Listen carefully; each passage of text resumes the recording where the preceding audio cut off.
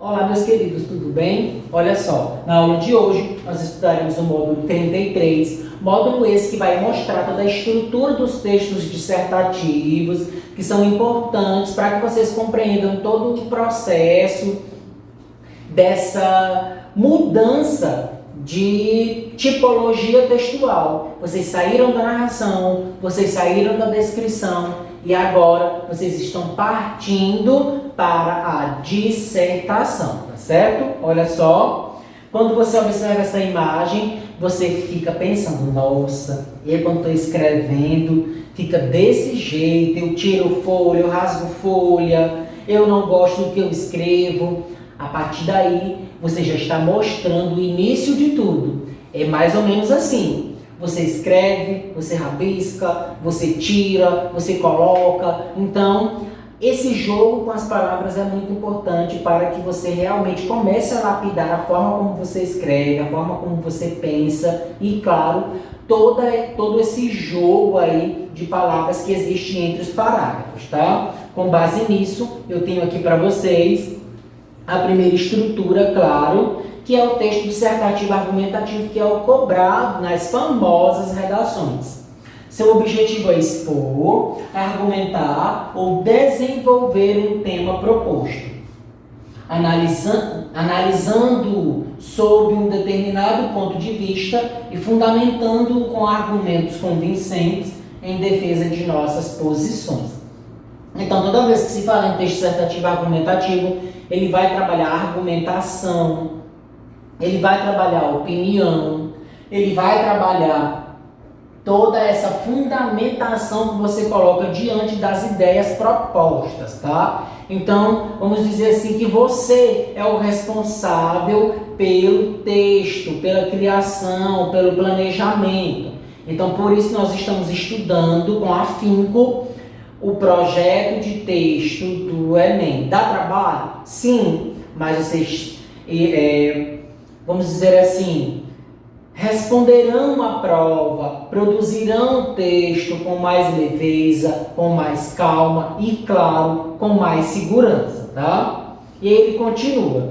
Afinal de contas, o que é dissertar? É tratar com desenvolvimento um assunto, é discorrer sobre um ponto de vista, opinando ou persuadindo, sempre apoiado em dados, fatos, que no caso são os exemplos, e fundamentações que comprovem sua tese. Professor, o que é a tese? A tese é a sua opinião.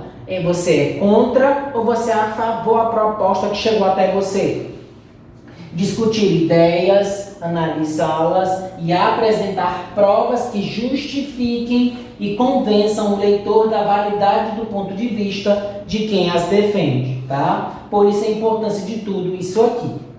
Analisar de maneira crítica situações diversas, questionando a realidade e apresentando o nosso posicionamento diante dela. Claro que esse posicionamento será mostrado ao longo do texto de maneira impessoal, verbo mais a partícula se, tá bom? E aí nós temos uma estrutura a ser obedecida de maneira bem rigorosa. Olha só, um texto dissertativo precisa de uma estrutura bem organizada. Nesse sentido, seus maiores problemas são expor as ideias de forma desordenada, organizar o texto de forma incoerente, coerência, ordenar as ideias sem elementos de coesão, tá?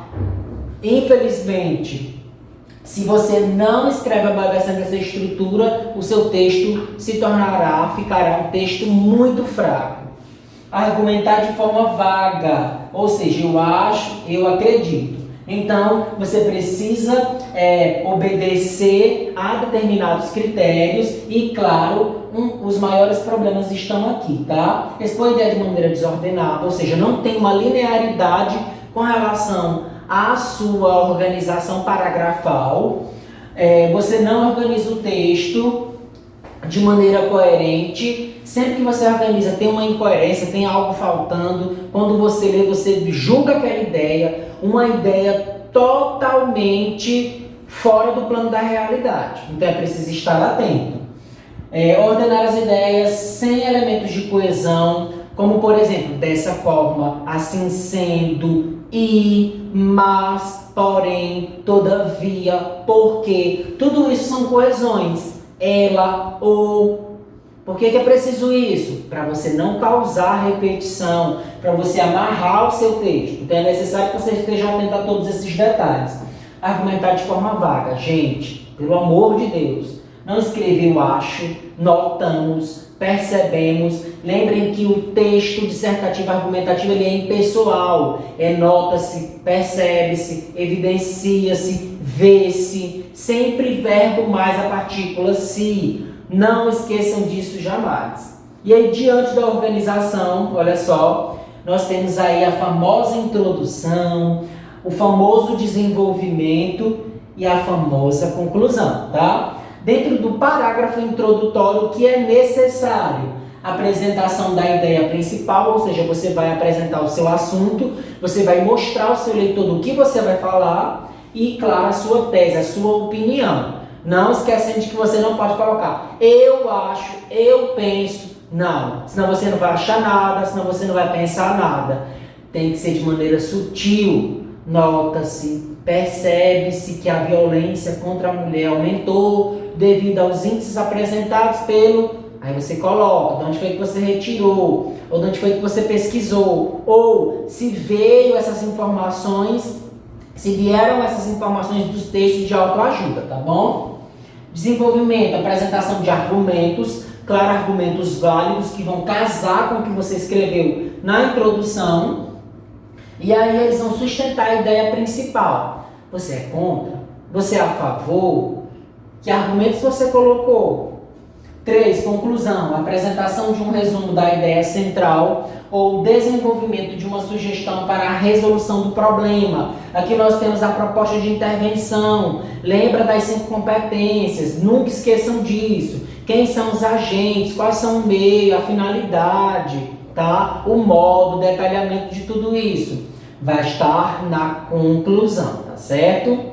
E aí nós temos aqui uma apresentação, tá? Essa apresentação é muito importante porque ela diz o seguinte: normalmente apresenta a ideia central a ser discutida de modo que o leitor compreenda a temática do texto. Corresponde, geralmente, a um parágrafo. Professor, eu vou escrever um parágrafo com 15 linhas. Muito cuidado. Atente se esse parágrafo é introdutório, se é desenvolvimento, se é de conclusão. Nunca escreva um parágrafo com 15 linhas, é muito arriscado, tá? Deixa ali 6, 7, estourando 8 linhas, tá? E aí o que deve ter nessa introdução? Olha só. Na introdução, deve apresentar o contexto inicial, tá? Inserir a ideia central e apontar o que o texto vai tratar no desenvolvimento. Ou seja, você vai fazer sempre a amarração entre a introdução, desenvolvimento, depois um outro desenvolvimento e após a conclusão. Professor, se eu quiser fazer uma introdução, 3 desenvolvimentos e uma conclusão, eu posso? Pode, tranquilamente, não tem problema. Sendo importante você fazer a divisão do desenvolvimento de maneira bem raciocinada, tá? É pensar, é você se planejar e realmente mostrar que você conseguiu colocar a introdução, colocar 3 parágrafos de desenvolvimento e encerrar com chave de ouro com a conclusão, tá? Depois nós temos o desenvolvimento, que é a parte encarregada pelo desdobramento da ideia central. Corresponde à exposição dos argumentos que comprova o ponto de vista contido na introdução. Pode existir mais de um parágrafo, conforme já explicitei para vocês, dependendo da quantidade de linhas disponíveis. Lembre-se que nós temos 30 linhas para escrever, para mostrar a nossa argumentação, as nossas ideias. Não desperdice nenhuma linha, tá? E nem escreva um mínimo. Lembre-se que vocês se preparam o ano inteiro, e não só o ano inteiro. Vocês se prepararam por anos, na verdade. Porque o Enem não é um processo que acontece só no 3º ano do ensino médio. É um processo que acontece desde o momento que você adentra o Fundamental 1. Então, desde lá do primeiro ano, segundo ano, terceiro ano, até o nono ano, até o terceiro ano, você foi construindo a sua escada. E é uma escada que certamente será de sucesso, tá?